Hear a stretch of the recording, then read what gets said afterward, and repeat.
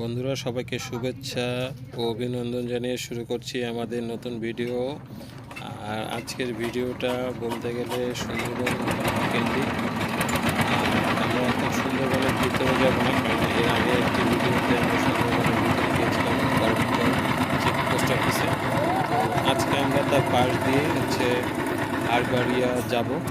তো যাওয়ার পথের ভিডিওগুলোই আমরা মূলত করব এবং বাকি অংশ আমরা হারবাড়িয়াতে করব। তো আজকের ভিডিও আমাদের দুইটা অংশ হবে। প্রথম পর্ব আমাদের যাত্রা পর্যন্ত, হারবাড়িয়া পর্যন্ত আমাদের যাত্রাটুকু হবে প্রথম পর্ব, এবং হারবাড়িয়া গিয়ে সেখানে আমাদের বাকি অংশ অর্থাৎ শেষ পর্ব গিয়ে শেষ হবে। তো ভিডিওর প্রথম থেকে শেষ পর্যন্ত থাকবে, আশা করি সকলেরই কম বেশি ভালো লাগবে। বন্ধুরা, আমরা কোনো ভাড়া করা বোট ভাড়া করিনি, আমাদের নিজস্ব জালি বোট সেটা দিয়ে আমরা আমাদের যাত্রা শুরু করেছিলাম। আর আমরা সুন্দরবনের করমজল চেকপোস্টেরই অপোজিট অর্থাৎ কানাইনগর গ্রাম থেকে আমাদের যাত্রাটা শুরু করেছিলাম। আমি এবং আমার পরিবার সহ এই যাত্রায় অংশগ্রহণ করছি। তো বলুন, আমরা আসলে পুরো ভিডিওটা উপভোগ করি।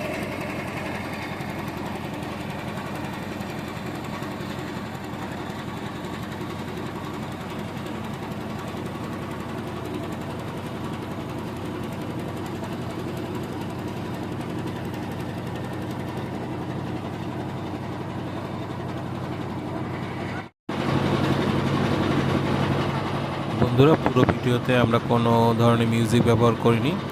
আমাদের যাত্রাপথে আমরা যে সকল কথা বলেছি বা ট্রলারের আওয়াজ, এই সকল আওয়াজই আপনি পাবেন।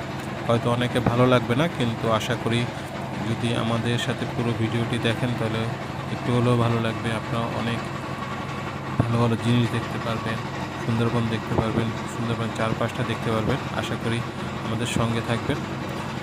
ভালো লাগলে চ্যানেলটি সাবস্ক্রাইব করে আমাদের পাশে থাকবেন।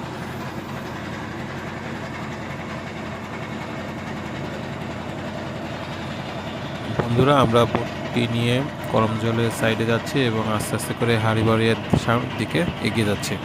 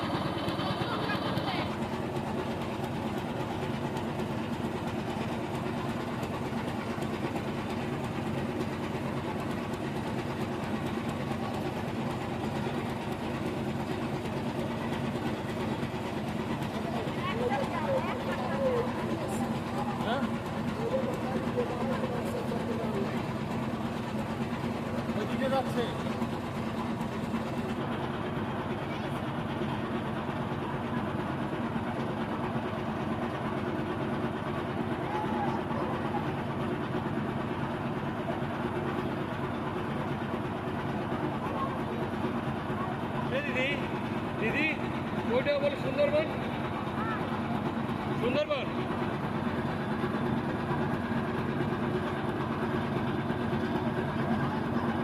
দুই সাইডে সুন্দরবন এই সাইডে দুই সাইডে সুন্দরবন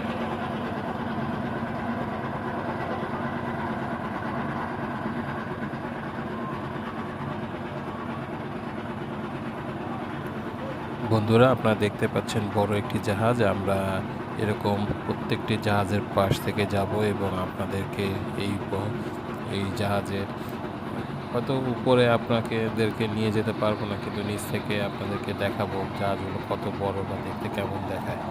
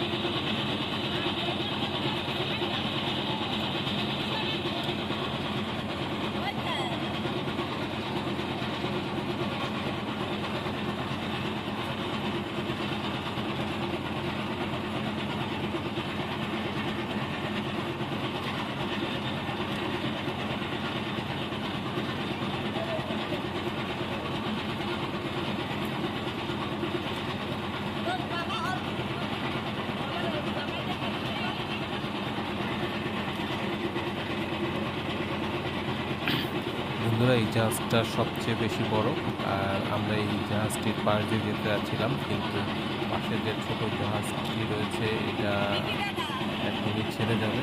এই কারণে আমাদের ইশারা দিল যেন আমরা ওই পাশ থেকে বেরিয়ে যাই।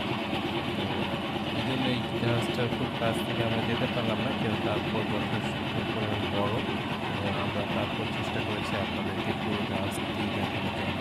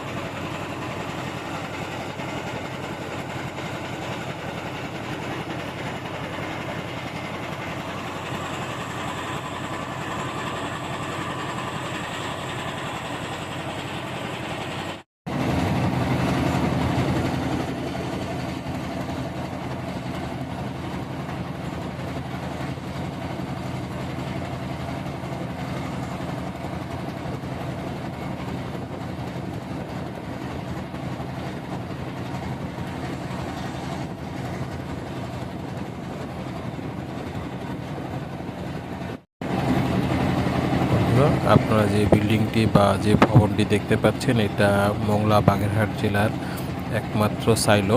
এখানে বিভিন্ন ধরনের খাদ্য শস্য মজুত রাখা হয়।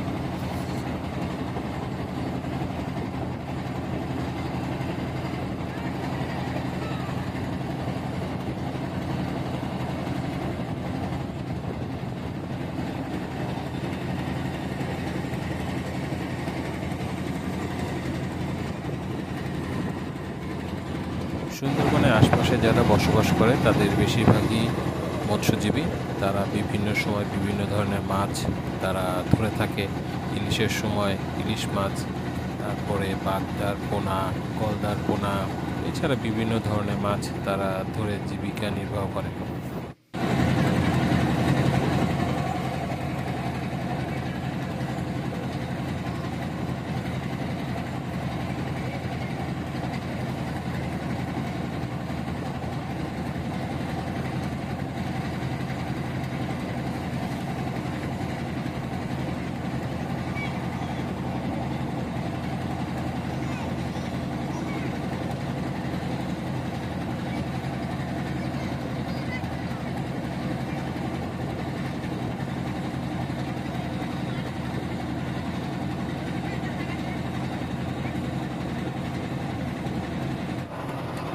আমরা হারবাড়িয়ার সাইড থেকে হারবাড়িয়ার ইকো ট্যুরিজমের দিকে যাচ্ছি। সামনে দেখতে পাচ্ছি একটি টুরিস্ট বোট।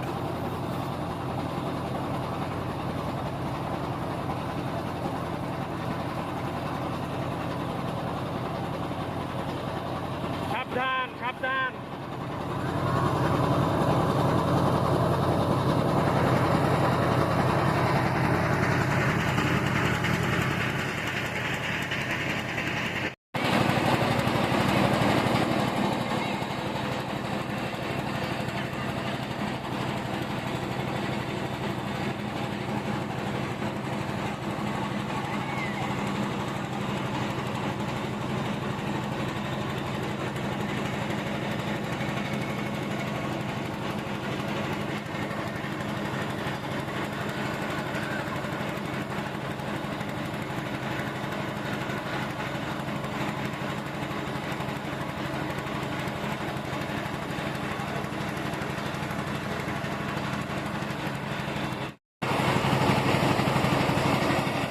বন্ধুরা, আমরা প্রায় হারবাড়িয়ার কাছাকাছি চলে আসছি।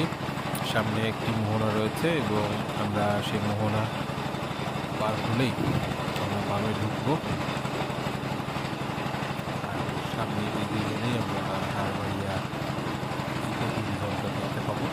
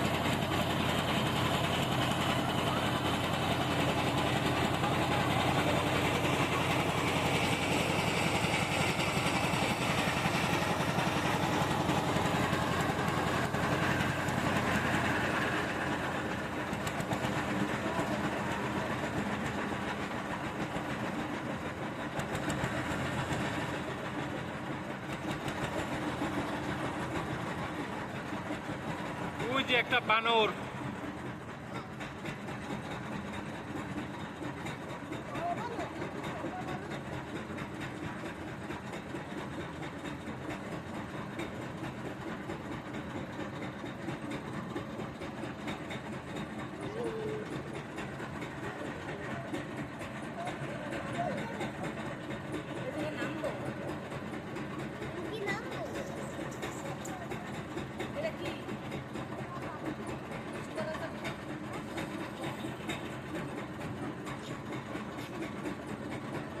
সামনে বসে খুলে করে দাও, কেউ তো দেখবে না।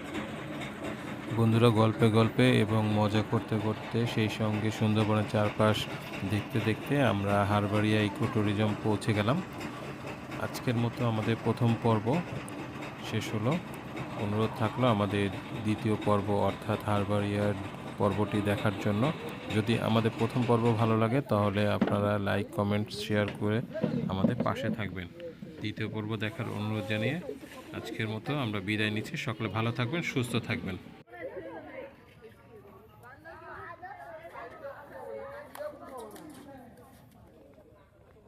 আয়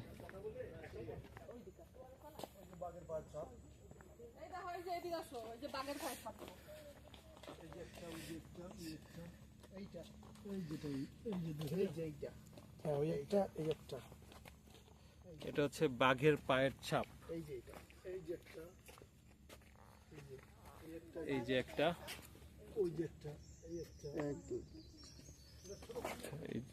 এই গাছটা হচ্ছে পশুর গাছ, অনেক বড়।